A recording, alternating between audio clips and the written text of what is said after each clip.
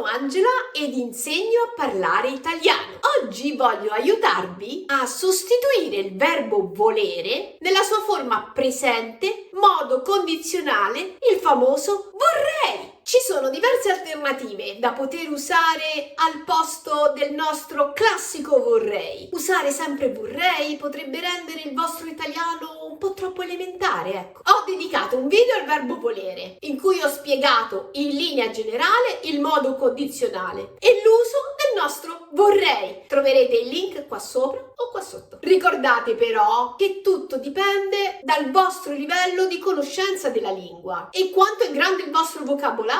Per questo vi darò alcune delle variazioni di vorrei più semplici, quindi non tutte. Please don't complain. Trust me. One step at a time. Let's start. Sostituiamo il verbo volere con il verbo potere, quello che in inglese è il vostro can. Cominciamo dicendo, per esempio, posso avere una birra? Invece di dire vorrei una birra. È sempre gradito ascoltare un per favore e quindi vi consiglio di impararlo così. Posso avere una birra, per favore? Oppure posso dire posso venire al cinema con voi stasera? Posso prendere la tua macchina? Posso disdire il mio appuntamento? Non mi va più di venire. Ci saranno alcune situazioni dove è meglio usare il verbo potere nella sua forma condizionale. Ad esempio, se sei in un ristorante e vuoi andare via e non riesci a catturare l'attenzione del cameriere e quindi gentilmente puoi dire potrei avere il conto per favore? Oppure entri in un negozio di fiori e vuoi veramente scegliere quei fiori, quelli che hai visto in vetrina, quelli che piacciono a te, e quindi in questo caso puoi dire potrei avere quelle rose per favore? Indicando quelle rose.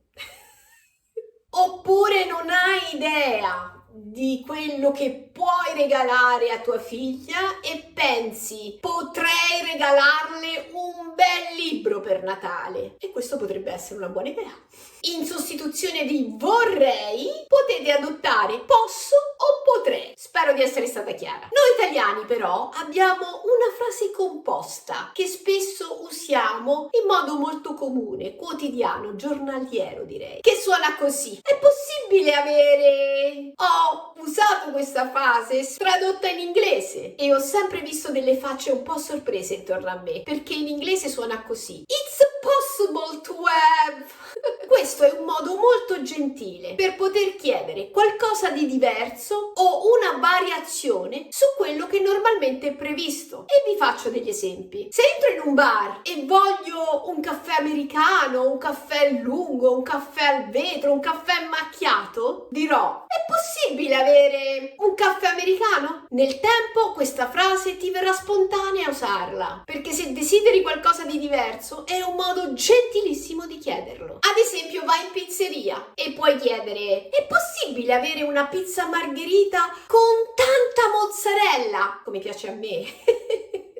Perché la margherita è pomodoro e mozzarella. Oppure entri in un negozio di scarpe e vuoi chiedere se hanno la tua taglia di quelle scarpe che hai visto in vetrina, e quindi chiedi: è possibile avere quelle scarpe in vetrina numero 40? Oppure vuoi andare a teatro ma vuoi 2 posti in prima fila? Li puoi chiedere in questo modo: è possibile avere 2 posti in prima fila per lo spettacolo di questa sera? E per oggi è tutto. Dedicherò un altro video in cui farò nuovi esempi con altre espressioni che possono sostituire il nostro famoso vorrei. Espressioni come gradirei, desidererei. È difficile anche per me alcune volte. Mi farebbe piacere, sarebbe possibile, ed ancora non mi dispiacerebbe affatto. E adesso tocca a voi. Se siete arrivati fin qui, grazie per tutti i nuovi iscritti. Grazie per tutti i vostri like. Thank you for all the comments below. Thank you for watching and bye.